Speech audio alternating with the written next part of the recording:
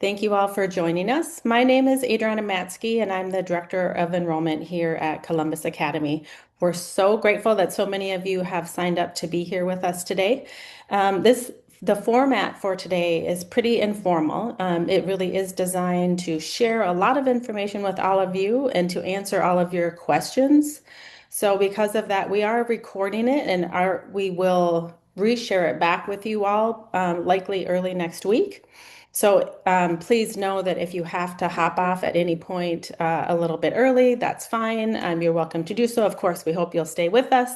But also because of this format, I just want to let you know that we do have time at the end for questions. However, because there's a lot of information that we'll be sharing with you. If at any point you have a question, you can drop your question in the chat, and my colleague Elizabeth Sinclair, who will introduce herself in a minute, is going to help monitor those so that I don't miss them. And she'll stop me and interrupt me at any point. And like I said, we just want to make sure to get you all the information that you need and answer all of your questions. So, the purpose of our tuition assistance program here at CA is to ensure that all great kids and families who want to be a part of the Columbus Academy community where it's a great fit have the opportunity to do so. That we recognize that not all families where this is a great fit can afford CA tuition. So the goal is that our mission-aligned students and families who are eager to learn and engage in our community, regardless of their ability to pay, have access to do so.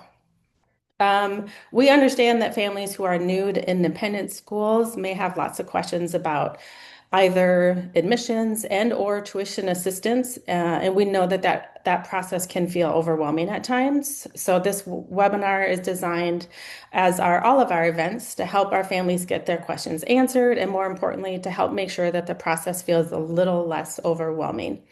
So again, if you have questions along the way, feel free to pop them in the chat, but there will be time at the end to answer your questions as well. So we're going to go ahead and get started. So I'm going to first start by introducing some members of our team. On your screen, you'll see Patrick Scahan. He's our Director of Admissions and oversees the process for admissions for all students and families exploring Columbus Academy for grades 6 through 12. Also on your screen is Jen Deviser. Many of you have probably interacted with her at some point along the way already if you've been in contact with us over the past few weeks and months. She's our administrative assistant and she helps support the entire team, both within our academy and externally with all of our prospective parents and families.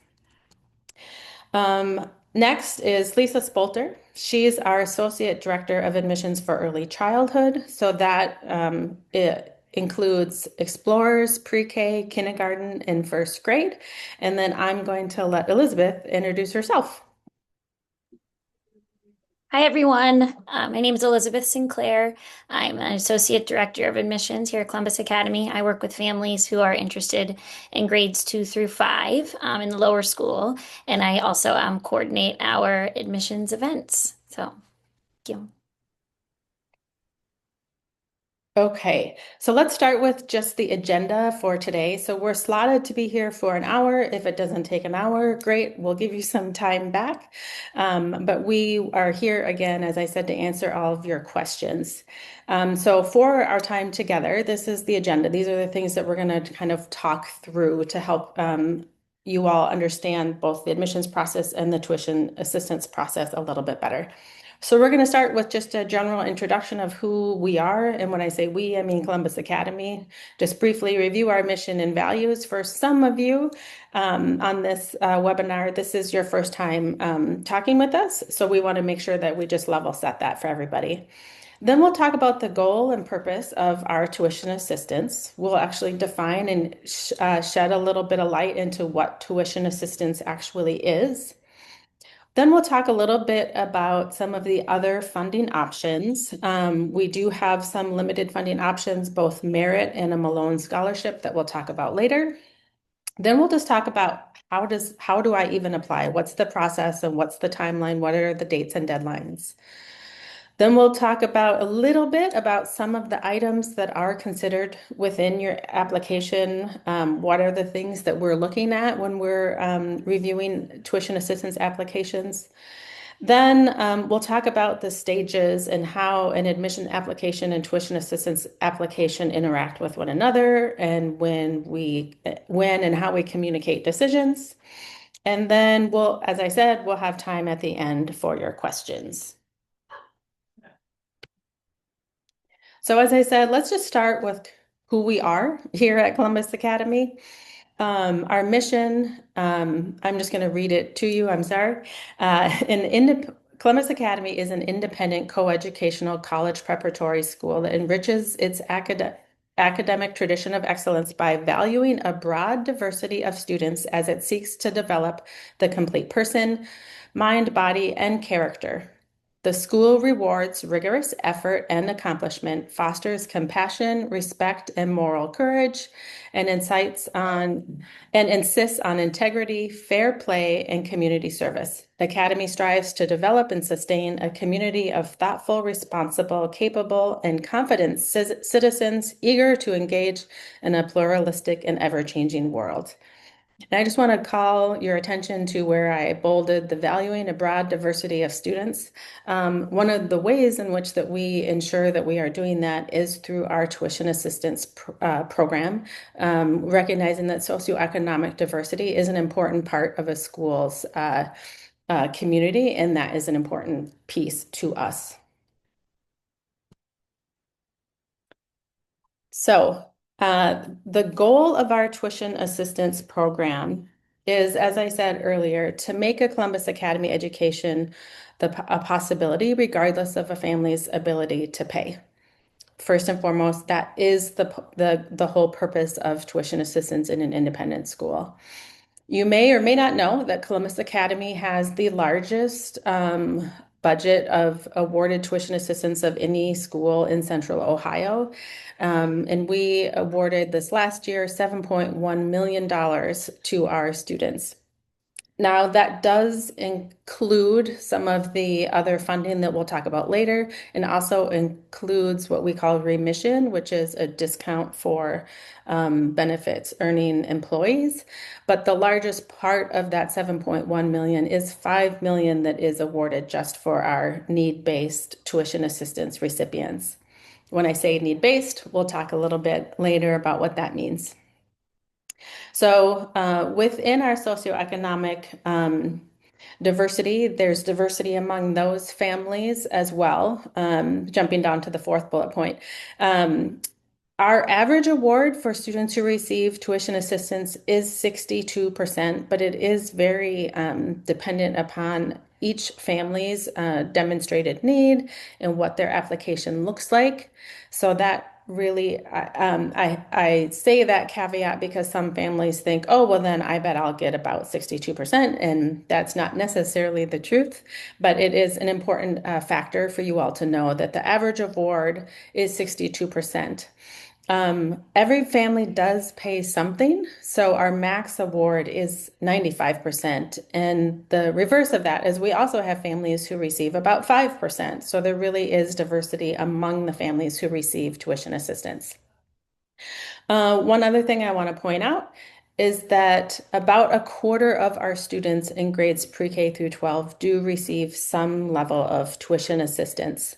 If you do not know, I want to make sure that you are aware that if you are looking or applying for Explorers, we do not offer tuition assistance for those who are going to be applying for our Explorer program. You do have the chance to apply for tuition assistance after Explorers. So if you enroll as an Explorer, you have the opportunity to apply for the following year in pre-K. But just make sure that you are aware that we do not grant tuition assistance for kids enrolled in our Explorer program. I'm going to pause there. Any questions that have popped up at this minute yet, Elizabeth? Okay, great. So, What is tuition assistance?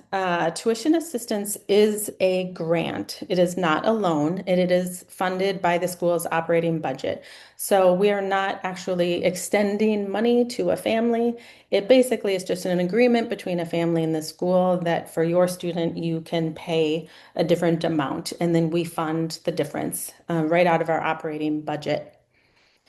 Um, Need-based. When I say need-based, as I said in the last slide, that can vary depending on each family's demonstrated financial need. So I think it's important to also talk about the difference between independent school tuition assistance and then for families who have had college students or who sort of remember when they went through the FAFSA process. It's important to know that they're distinctly different. I know a lot of people who have experience with the FAFSA think, well, I'm never going to qualify. I remember what that was like when I was applying for college and I couldn't pay that. And the distinct difference is that when families or people fill out the FAFSA for college, there is an assumption that you are willing to or expected to take on some debt to attend college. And for independent schools, or at least for Columbus Academy, that is not the expectation. We truly are trying to figure out what you could pay without having to go into debt. So that's the difference that I think is important to know. And tuition assistance is just that. We grant it for tuition only. There are some extras, and I'll talk about that in a second. But when we're talking about tuition assistance in this context for today, we're talking about how to bridge the gap for families where they couldn't pay the full tuition cost. So it's safest to assume that the majority of the extras are going to be um, your own individual obligation, but there are some extras that we do offer some limited assistance for. Those include some trips that start in fifth grade, after school activities, but things that you should expect to have to pay for are supplies and uniforms, athletics. Those are things that are fees that will pop up. The largest extra, so beyond tuition expense that families can have is really for our after school program, our CASE program. However, we do take into consideration when looking at a family's tuition assistance application if CASE is going to be needed for your family. So if you have not yet filled out your application via Clarity, which is our tuition assistance application database, we'll talk about that in a little bit. There is a question on the application where we ask if your child is going to need to attend CASE because we want to know that when we're trying to figure out what is appropriate for your family to pay for tuition. I've heard people in our industry talk about use a rubber band as an example to help families understand sort of how it works is when we are trying to determine what your family can pay, we do expect the rubber band to stretch a bit. You may have to make some choices along the way as far as trips or clubs or different things and whether or not you can do that and pay tuition. However, we do not want to fully extend you so that that rubber band would break, right? Again, we don't want you to have to take on debt. We don't want you to feel like you can only eat macaroni and cheese for dinner if you're paying for Columbus Academy tuition. But we do expect that for many families it might be a stretch, but the goal is to get it right so that if we think it's a good fit, you think it's a good fit, and you want to be here, we do want to make it so that the overall cost is not something that would make you have to say no if we were to offer your child admission. Okay, so as I promised, we're going to talk a little bit about some of the other funding. It is limited, but there is some other funding that is available. And as you can see, if you scan the screen, it is primarily for middle school and upper school students. So we have three other sort of buckets of funding that can be available for other beyond need-based tuition assistance. So the first is our merit-based scholarships. This is available for only kids applying 6th through 12th. You'll see there that it's for incoming students only. So if you were to enroll in lower school and your kid was rising from 5th grade to 6th grade, it is not available for students who have been here. It does renew annually, assuming that your student still is in good academic standing with the school. We will automatically renew that grant each year. And of course, a student has to demonstrate academic excellence. I will also point out that this one of the three additional funding options is the only one that does not require that you also qualify for need-based assistance. So for families, if they apply and don't qualify, or for families who don't even apply for tuition assistance, this is one pool of funding that is limited but is available for their students to have a slightly reduced tuition. Second is the Malone Families Scholarship. This is a national scholarship that is available to limited schools throughout the country. We are the only school in Ohio that is a part of the Malone Family Foundation. This is only available for kids 7th through 12th. Again, for incoming students only. It does renew annually. I apologize, I didn't make that note here, but it does, in order to qualify for it, you do have to demonstrate exceptional promise, and your family does need to actually qualify for financial assistance. So you would still need to go through the standard process to apply for assistance. And then finally, the Tom Morris Alumni Memorial Scholarship. This is only available for incoming 9th graders. Again, incoming students only. And like the Malone Scholarship, there is both. You need to sort of demonstrate academic excellence, and you would actually need to qualify for need-based assistance. What I do want to point out is, again, these limited additional options to access funds are only for students in middle school and upper school. And Patrick Scahan, who is your point person anyways, is the point person for these three additional pieces. So you just please talk to him directly if you are interested in your student being considered for any of these three scholarships. I think Elizabeth is letting me know there's a question. Yeah. Yep, we had a question pop up. The question is, what is the maximum family income threshold to be identified on the needs-based category? Yeah. So we get questions a lot about, will I qualify? What's the maximum? What's the minimum? All of that.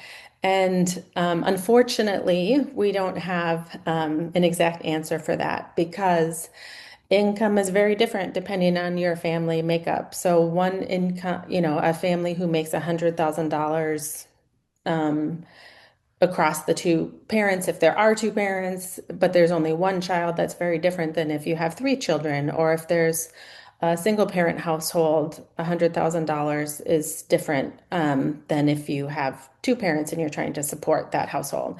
So there is not a maximum or a minimum.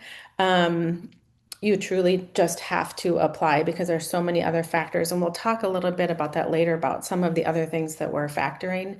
And I know that can be frustrating, but unfortunately, we don't have just a number that we can give you for that.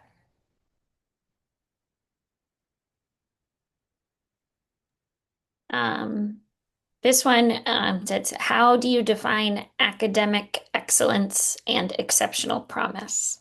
Yeah, those they're not definable, but of course, a student has to be doing well in school. Or exceptional promise, of course, again, doing well in school first and foremost, but then it really does depend beyond that. That's why you really do have to talk to Patrick directly about your child, and he can get you the right information about each of these scholarships.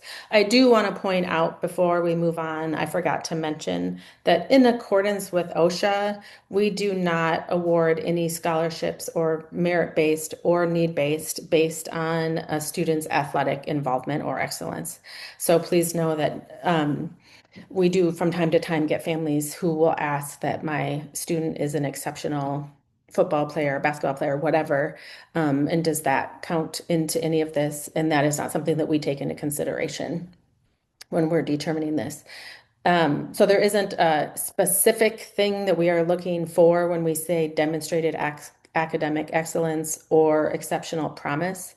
It really is about, like with any admissions application, is like the whole view of the student.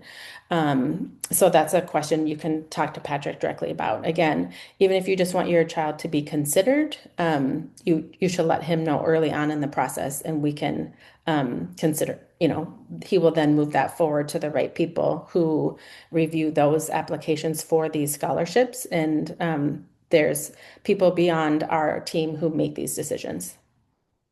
We had one more pop up that says, for the merit-based scholarships, can you get scholarships from all three pools or only one or two? Mm, that's a good question. You can get funding from more than one pool. So we do have students who will receive both a Malone Family Scholarship and a merit-based scholarship, or a need-based award and a merit-based scholarship. You just don't have to qualify for additional assistance to receive merit-based scholarships. Great question. Right. All right. Yep. Okay. Great. Well, let's talk about the process in the timeline. So I've mentioned Clarity a couple of times. So Clarity is a third-party vendor, and this is what they do. They specialize in tuition assistance applications for independent schools across the country. As I said, are a third party. You enter in your information there. You indicate what schools you want to send it to. If you are applying to multiple schools in the Columbus area, or even if you are applying to a school outside of Columbus, you have the option to indicate that within your application, and it'll send it to all the schools. So you only have to fill it out once. So that's great. They provide us with the calculations and all the information, but I think it's important for you to know, though, that only Columbus Academy employees actually make the final decision about what a family's award is. So Clarity just collects it and shares it, and then we make the final determination. The most important thing, if you somehow were to forget absolutely everything that you learned today except for one thing, the one thing that I would want you to remember is that the deadline to submit is January 31st, and that is the most important piece. So as you might imagine, we receive far more applications and requests for assistance than we can meet every year. We'll talk a little bit about what that means and what that looks like later. But because of that, we cannot and do not consider applications that come in late. You can, if for some reason, I know a lot of people will, because tax documents are part of the application, will say like, well, my taxes aren't going to be filed. That's okay, because we're going to actually look at 2024 information. You have the opportunity to tell us 2025 and 2026, but right now we're not requiring 2025 tax documents in order for your application to be considered complete. So if there's any part of the application where you're just not sure, just take your best guess, because it has to be in by January 31st in order for us to consider your application. As I said, you can submit it to multiple schools, but one piece that's important to know is that it's per household. So if for one child, two parents live in separate households, either you're divorced or separated, you were never married, whatever. If you are in separate households, the application is per household. First and foremost, the obligation to pay tuition falls on the parents. We have access to view the two applications together. We make one award per student. So if we determine, if it looks like one parent can pay $10,000, another parent can pay five, and if we feel like that makes sense, we would ask you sort of in combination, the student's award would say like the tuition application is $15,000. We do not make the awards per household. We make it per student. Again, we see the applications together, but it's important to know, I know a lot of families ask, you cannot see each other's information though. So I know sometimes there's a concern about that. So each of you would fill out your application. We would review it. We would make one award. So that's how, I'm going to pause there because sometimes we get a lot of questions around that. Are we good, Elizabeth, or? We did have a couple questions pop up. One is, what if our income has changed significantly since 2024 taxes? Yep. For example, one partner is no longer working. Yep. So that happens, right? So that's why there is opportunity within the application to put, so like I said, it'll sync with your 2024 documents, so it'll give us that information. It'll ask you for 2025, what happened in 2025, and then it asks you if you expect or anticipate a significant change in 2026. If the answer is yes, then you put yes, and then you tell us more about that. So maybe somebody lost a job right at the end of the calendar year. So you know that even though 24 and 25 were similar, 2026 is going to not look the same. Just tell us that. There's opportunity within the application to tell us that. I think I mention it later, but I'll mention it now as feels like a good time. There is a spot on the application where, like, when you get to the end, it just basically says, is there anything else you want us to know? All I can say is that the more information, the better. We cannot know what you don't tell us.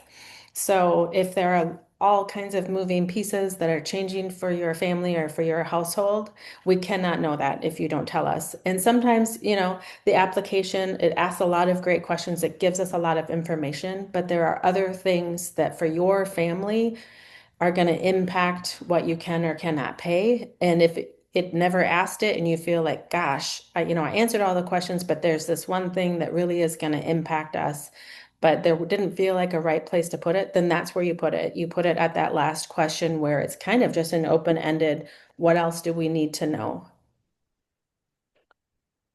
We had a couple more questions pop up. Yep. The one is, if they are asking for a pay stub, the application, Yep. but they do not have a pay stub, is it submitted a bank statement instead? Is that sufficient enough? Um, it's not because it's not really the same thing. Okay. But I mean, you can just email me directly and tell me and explain to me why you don't have a pay stub. Mhm. And we have the option on the back or the access and ability on the back end to go and remove requests. That's sort of standard requests for everybody who applies. But for some people where that doesn't make sense, you don't have a pay stub, we can go in and remove that request for you. Couple more. Are there considerations made for multiple children, siblings in the same household? Yeah, so that's something that we will cover in just a little bit when we Okay. start to talk about what are the things we Okay. consider.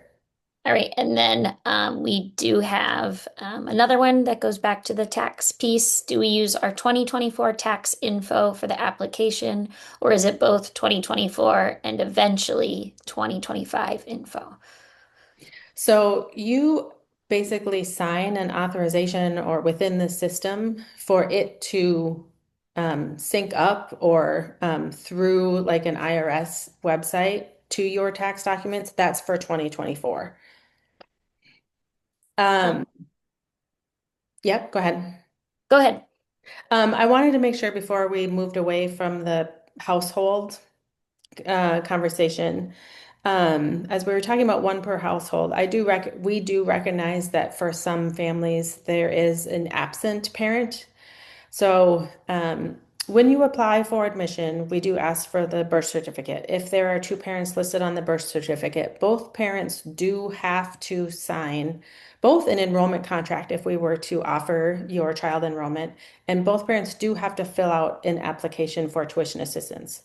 However, if there have been legal proceedings or things and that parent is not involved, you just have to give us the legal documentation that supports that, and then we'll go ahead and remove that requirement. if you don't have a legal documentation, so for example, you know who the biological parent was, their name is on the birth certificate, but they have absolutely never interacted with the child. All you need to do is get a document, and I apologize, I shouldn't say all you need to do, but what you can do is get a document from your child's physician, a religious person, if you are religious and you attend a church or something, somebody at the church, or somebody at their school, somebody outside of your family. In really, those three categories tends to be able to meet the needs for families. If you can get somebody from, again, a religious institution, child's physician, or their current school that basically states that yes, the other parent is not involved. We just need that documentation, and then we can go ahead and proceed without a second parent's information. One more question Yep. about the application. If we have already submitted the Clarity application, can we edit it Yeah. prior to January 31st? Yes, great question. Yes, if you have filled out your application and then after you listen to all of this, you feel like you want to go back in, provide additional information, change something, yes, you can absolutely go back in and make changes at any point. Just know that by beginning of February, past that January 31st date, we're going to start pulling them and reviewing them. So it would be possible that you would make a change after we've read it. So I would, again, just do it before the end of January. I do want to talk about, so while they're due January 31st, of course, then we will start to review them the end of January just because of the volume, and into February, of course. If we get to your application and we have questions about it, you might hear from us. Please don't panic. Again, like I want families to know the goal is to always get it right. We want to make sure that we're getting it right and that we're making an appropriate decision. So if we have questions, it's truly just we just want to understand a little bit more so that we can do that. Decisions are communicated on March 1st. I know a lot of people want to know early, what do I qualify? Do I not? What does that look like? We do not communicate that until March 2nd. And finally, I want to just make sure that you know that we do keep tuition assistance awards confidential for most faculty and staff. Of course, people in the business office and the admissions office know, some limited school administrators, but should your child enroll, this isn't something that faculty and staff broadly are aware of. I can see some other questions are coming in. Should I keep going or do you want to wait? Just this one Okay. said, I do not believe there's a slot for the custody issues in the Clarity application. Do we just reach out to you about it? Yes, right. There is not, it's not within Clarity. You just have to get it to me. And if I come across an application where I see a parent is missing, I'll email, but it's always better if you can just get it to me and then I don't have to reach out. But yes, it's not within Clarity. Some schools might not require it. It's not a Clarity thing. It's a us thing. Right. Good. Okay. All right. So, as we were talking about, I know one of these questions came up on the last slide is what are some of the things that impact an application? So, a family's income, of course, first and foremost, is something that we consider. And it has everything that we consider also impacts the overall award calculation or your estimated family contribution, impacts it at a different degree of impact as well. So the largest impact on our calculations in Clarity is your income, of course. First and foremost, that's the largest. And then there are assets that are considered, of course, assets like the next bullet point, home equity. Of course, we don't expect you to have to sell your house, but there are some assets that we will consider, some other accounts perhaps, or if you have other properties, things like that. So home equity is considered. Tuition assistance is largely for families who have limited access to resources.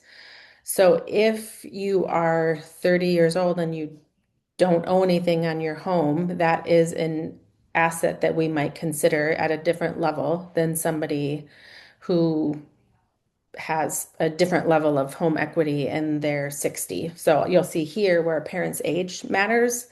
So home equity does impact it, but at a very little bit. Investments, additional real estate is one in which that impacts an application at a greater level than really anything else. So for families who own multiple homes, not only do we consider what your income is from the rent that you might be collecting if you are if that's why you have additional homes, we do consider any uh,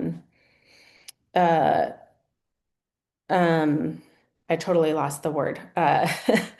Um, So if you have an additional property, that is an asset that we consider at a greater rate than we would consider your family's home. Because it is an additional asset that isn't necessary for your family to function and live and provide space for your families. Or for your family. So additional real estate is one in which that impacts applications at a greater rate than sometimes families, I think, anticipate and are oftentimes surprised by.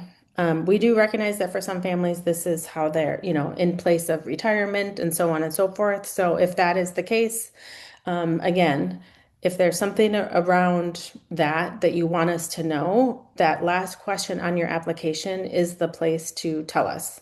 But again, that's one that sometimes surprises families. And then, of course, business income. Um, we do take into account typical expenses, so we don't think that because you make this, you can spend this. We do have to take into account, of course, right, that you have monthly household expenses for, clothing and food and gas and cars and all of those things. So of course, we protect a certain percentage of your income for all of those things. And when I say I put typical in parentheses there because when we, of course, take into consideration that everybody has, or perhaps everybody has a mortgage or rent payment, um, typical also sort of means reasonable. So if you own a $3 million home, and that's why you can't afford Columbus Academy tuition because your house payment is so high, that's at some point we no longer consider that sort of typical or reasonable. So that's what that means there. Family size is an important factor. So of course, income, assets, and expenses, all of that varies quite drastically if you're a family of three or if you're a family of six. So we do take into consideration of that. That is something that you provide us on your application. And then number of children in a tuition charging school. Tuition charging school means an independent school, a daycare, and a college. So really any school that you are paying for them to be at, all three of those are what we mean. So if you have a child in college and a child in daycare and you're applying to a Columbus Academy, that would be three for that. Your age does matter actually because it does consider a very small percentage of retirement as an asset.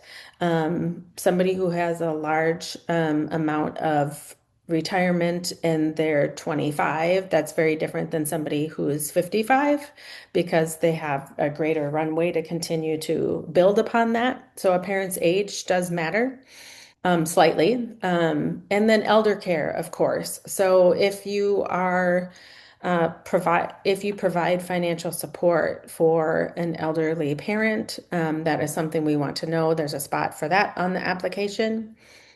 What CASE is our after school program. As I mentioned earlier, that is our largest price tag of all of our extras, really. And for kids to stay after school, there's a charge for that. Because we don't offer tuition assistance for it, we do want to know if it's an expense that your family is going to incur. So on the application, there's a question to let us know if your child will need to be attending CASE. Some one-time unusual expenses. So your furnace broke and you needed to replace it, or you I don't know, something happened, and you have a large expense, but it's unusual. It doesn't happen every year. There's opportunity for you to tell us about that. Legal fees sometimes happen or fall within that category. And then one thing that is really important is there is a question on the application where we ask you what you think you can pay. That is an important question for us. Because we do look at that for both to get a gauge of what you think you can pay, but also for reasonableness. If there's a big discrepancy between that and what Clarity demonstrates for us, there is likely a chance that we're going to call you and ask you to talk a little bit more about that. So, for example, if you fill out the application and you tell us that you think that reasonably you can afford $2,000, but Clarity is telling us that you should be able to pay $25,000. Something is amiss, something's not right. So likely we'll have to call you to find out a little bit more, like what are we missing? Because according to Clarity, it looks like you should be able to pay a considerable amount more, and we'll want to dig more into that. Sometimes families, what they think, it very closely aligns to with what Clarity thinks, and that makes sense, and then we don't need to call and check in. But if there's a significant difference to us, you'll likely hear from us so that we can dig more into that. I'm going to pause for questions. Oh, we had, what if the additional real estate is due to unexpected work relocation? Where Mhm. can we communicate this situation in the Clarity application?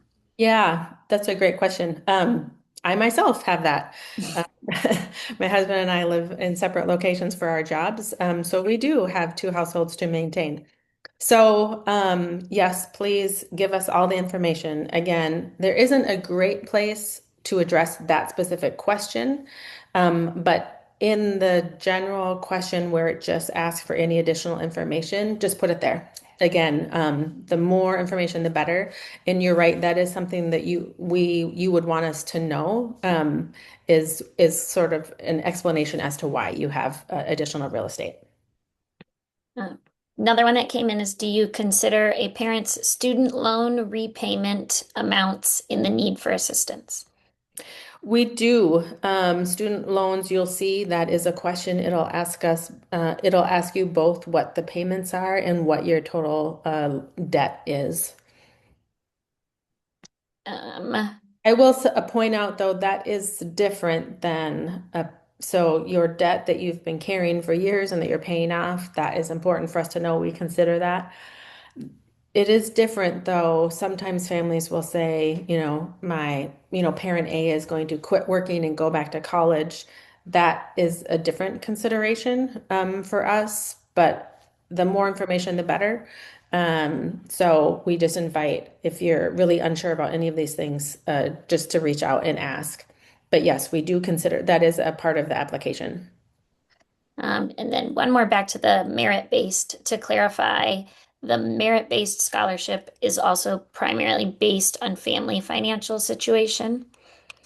No, families who do not qualify for tuition assistance are still eligible for the merit scholarship. So that is the one and only additional funding option that we have that does not require a family to actually qualify for any need-based assistance.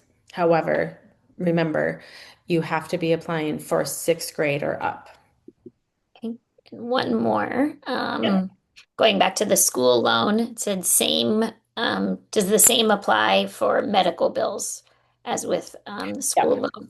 Medical debt, so a lot of the debt that gets reported is credit card debt, parents' student loans, um, medical. It'll also ask you what your annual medical out-of-pocket expenses are. That is also something that we take into consideration when we look at your expenses. Um, Lots of people, or not lots of people, but it's common to see like past tax debt that is still due. There's an option to put all kinds of different debt and loans that you're paying off on your application. And one more that just came in, does the applicant see the amount of tuition that Clarity determines? No, and that's a great question. It's actually a change in one in which that I don't quite agree with. The the third party that independent schools used to use was called SSS, and they could see it. And I always, always, always encouraged parents to look at it so that you weren't surprised. And so that you also could help do a check of, did I maybe input something wrong because there's no way I could afford this or not? But Clarity stands firm in its decision that they don't want to have that as accessible for parents because they want their belief is that it allows for more conversations between the schools and the families. So it is not something that you have access to. Um, so unfortunately, that's something that is out of our control. I think you've answered them all thus far. So, Okay. yeah. Oh, and now my thing stopped working. Okay. So let's talk about sort of the stages of an application, both for admission and tuition assistance, so that people sort of understand how this even works. So the admission application and all of its pieces, right? The screening and the visit day and the parent conversation and all of those things are what is considered part of a completed admission application. That goes to a committee of people, and a decision is determined about whether or not that student is somebody with whom we want to make an offer to without any knowledge of tuition assistance and whether or not the family is applying. That is irrelevant to the conversation. Then, once the admission decision is determined, once we have the pool of people where the committees have determined that they think it would be a great fit, we'd love to offer admission. Then we sort of break that down into two separate categories: who are the ones who need tuition assistance and who does not. So then we look at those that need tuition assistance and we make sure that we have their tuition assistance application. We've reviewed it. There is a committee that reviews the tuition assistance applications, and they review those applications again separate from the admission piece. So they are not on the admissions committees. They're just comprised of myself, Patrick Scahan, and then some people from the business office. And we just make a determination about what it would be, what would make sense to ask this family to pay for tuition, and we make that decision. We make it is a consensus. We talk it through, and we make that determination. Once we have all of the tuition assistance applications reviewed, then a much smaller committee takes a look. And as you might imagine, we might have to make it easy. I'm going to round out. So let's just say we have 150 people where we determined that they'd be a great fit for admissions. We've looked at their tuition assistance applications. This is how much they could each pay. What does this mean for us, like tuition wise? What is our budget to fund new students? And then, unfortunately, that's where we then make a decision about how many and who of these students can we actually realistically make an offer of admission and tuition assistance to. So I say that all to say that we are a need aware school. There are very few schools in the country, but there are a couple who are actually need blind, where at the end of the day, they're able to just take every student that they think would be a great fit. And it doesn't matter how much assistance or if they need assistance at all. But we are not in that financial position. As I said, our financial assistance is budget funded by our annual operating budget. So we do have a limit to how much assistance we can grant. And so that's where that comes into play. I'm gonna go ahead and talk about what that looks like before we do some more questions, because this could perhaps maybe answer some of the questions that I think are coming in.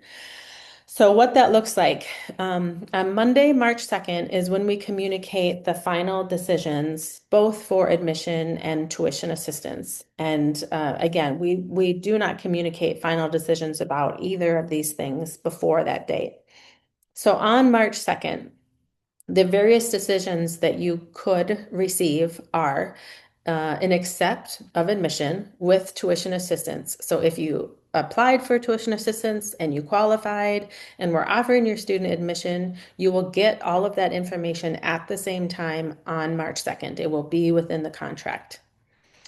There is the possibility that if you applied for tuition assistance and the tuition assistance committee has determined that you do not qualify, you would get an accept. And we would, so basically, that's important for you to know is because we wouldn't choose to not offer you admission, even though you applied and you didn't qualify. We're still going to put the decision in your hand as to whether or not you want to pay the tuition. Ideally, not always, but most of the time, we do try to connect with you ahead of time, so that that's not a surprise. Also, just if a family is applying and they're not qualifying, sometimes there's just a conversation that should be had anyways to make sure that everything on the application is correct. So we want to have that we try to have that conversation ahead of time if we can, so that it's not, again, it's not a surprise. But you would get an accept if we thought your kid was a great fit and you applied and you did not qualify. We would still give you the option to accept a full pay offer. Um, then there is an option for a TA wait pool. So as I said, we get more applications that we can fund every year. So what that means is the admissions committee thinks your child would be a great fit, but at the end of the day, we don't have enough money. And unfortunately, your child is one of the children where we just cannot fund what your family would need. So we offer you the opportunity to be in a TA wait pool. And what that means is, should anybody who was offered admission and tuition assistance decline our offer, then of course we would have some more money available. And or if a current family who has already re-enrolled for next year, who receives tuition assistance in the coming weeks or months, ends up changing their mind and decides not to return, and then that would also allow for some money to become available. I do want to point out before I move on to the other decisions is that Columbus Academy, we do fully fund a family's demonstrated need. And what I mean by that is if it is determined that we think you could pay $10,000 and we don't have enough money to fund what that gap would be, we would never offer you a contract and ask you to pay $25,000 and then ask you to just sort of figure out how you would come up with the difference. We're either going to fully fund what your family would need to make tuition affordable, or we wouldn't offer tuition assistance. And then finally, the other two options that you could receive would be wait pool. And that again would be for somebody who applied for admission, um, didn't qualify for tuition assistance, but there also isn't a space. So it didn't come down to anything other than we just don't have enough spots. So a wait pool in that regard is separate from a TA wait pool, which means that we're just out of space. And should another spot become available, we could consider your student then. And then finally, regret, where we just don't think it's a good fit at this time. So those are the various decisions that could all, that are all sort of the various decisions that we communicate to families on who complete the process on March 2nd. We had one question come up. Do we need to submit any applications for the merit-based tuition assistance? The merit-based. Oh, for the merit-based work, Yeah. you do have to just communicate to Patrick that there isn't a separate application. You do have to communicate to him that you want your child to be considered for it. And then he will talk to you about that separately. That's it right now in terms of questions. Okay. Well, a few other things for you to know before we actually just really pause to see if there's, again, more questions before we sign off. So as I mentioned earlier, we do meet 100% of your demonstrated needs. So we do not gap it. We do not, again, in that scenario, we wouldn't ask you to pay far more than what we believe and understand you could pay. We're either going to fully fund what your demonstrated need is, or we wouldn't offer you assistance. As I said earlier, everybody does pay something. So even if you think you would qualify for the maximum amount of tuition assistance, you do have to know that you would be expected to pay at least about 5% of what tuition costs. Another thing that sort of impacts when we're making decisions about tuition assistance and who we can and cannot fund is we do grant most of our tuition assistance awards for incoming students at our entry points. And that's just because that's where we're admitting the highest volume of students. It is not to say that you absolutely cannot receive assistance at third grade or seventh grade. It is just an FYI to let you know that we do tend to extend most of our tuition assistance at these entry points. You'll see here that we do impute income for a non-working parent, and the caveat to that is unless, of course, there is a reason, such as they are caring for a child who's not yet school age or in daycare. They're taking care of a child or a parent who needs full-time support. If it's a parent who's not working because that's just a decision your family has made, we do impute an assumed amount of income. It's not a lot, it's $20,000, but we do that. And then a lot of families have questions about sort of like, so if our child was admitted and we were awarded tuition assistance, what does that look like going forward? You do have to reapply every year. Clarity is a pretty intuitive system that once you have your application in, it does sort of pre-populate everything for you the next year so that you truly just have to go through and make any changes. It is also safe to assume that should nothing significantly change for your family as far as income, assets, debts, expenses, if everything stays relatively the same, it is absolutely appropriate for you to assume that your assistance would remain relatively the same from year to year. It is not something that we do to bring you in 1 year and then the next year all of a sudden we're going to ask you to pay double the amount. That's not what we're about. So it is safe to assume that it would stay relatively the same. However, tuition goes up. It varies every year. It would be safe to assume that your family contribution would also increase closely aligned to what the tuition increase is every year. Another thing that can be helpful to know is how tuition is paid. So there are options, and when I say tuition, I mean whatever your family contribution is if you receive tuition assistance. So you, of course, have the option to pay it 100% up front. There's a two payment option, so you would pay it semi-annually once in the spring before the school year, and then once I believe it's in January, or there's a monthly option to pay. And then finally, I do want to let you know that Clarity itself provides lots and lots of resources. I know they had some webinars earlier this winter. Some of you may have attended them. They do record all of them and they are posted and accessible.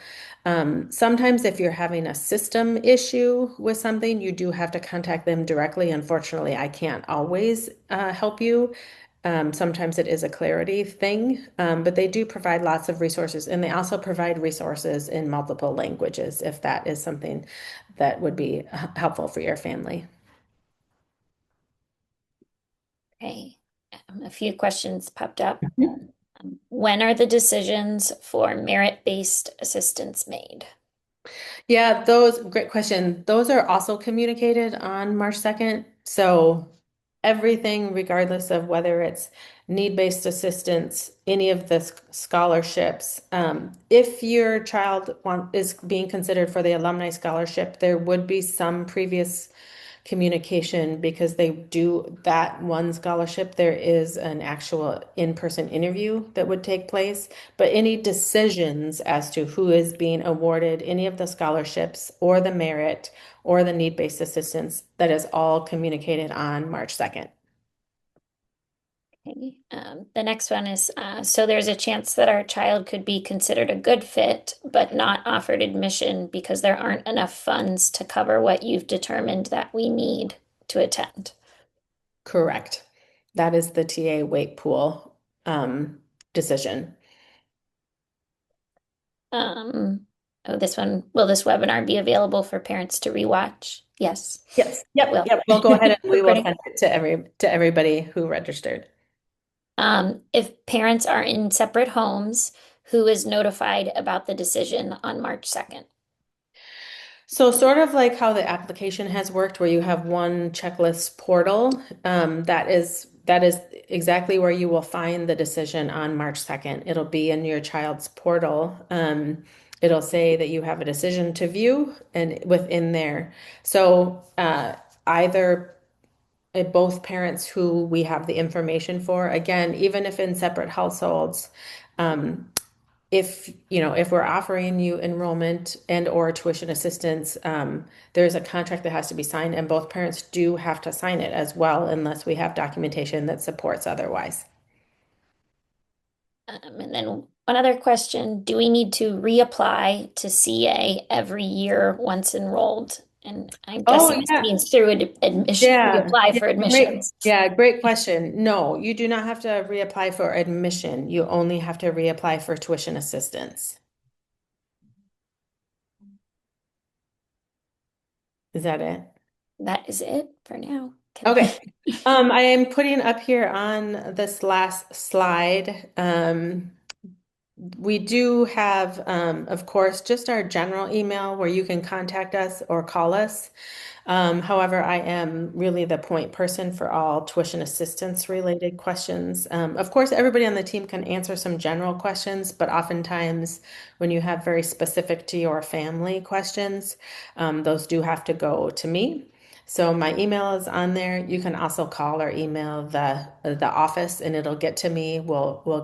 Um, uh, there's also, I think it's on our website. I do have a Calendly link that you can actually just schedule a time with me as well that talks directly to my calendar, and we can meet on Google Meets or in person. So I want to be as available as possible to make sure to answer all your questions. I know it's a lot. And as I said earlier, we know it can feel daunting. There's lots of pieces to think about and to ask, and lots of specific questions. So we want to make sure to get all your questions answered. One more just popped up about Yeah. where can we find the cost breakdown for CASE? So I believe, yeah, on our website, on Columbus Academy's website, in the special programs part of the website, the CASE information is linked there. It's part of our special programs department with summer experience, and those things. So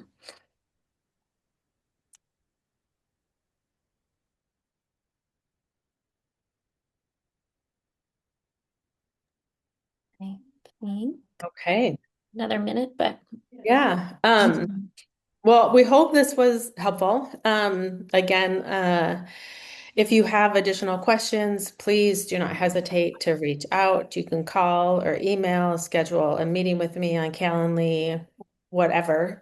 We want to make sure to get all your questions answered, and we know that you, because you're here, you have questions, you're curious, and we want to make sure that you have what you need. So please do not hesitate to reach out. So if you feel like you have all your questions answered, of course, feel free to hop off. We'll send this recording so you can review it again if that's helpful. But if those of you still have questions you want to stay on and continue to shoot them our way, I can stay on for another few minutes and answer those questions. great. Thank you. We did just have one come through. Okay. Just to confirm, merit scholarships can be for new students who will be in sixth grade. Correct. Yes, new students applying for sixth grade are eligible for merit scholarship consideration. Thank you. Thank you. Take care.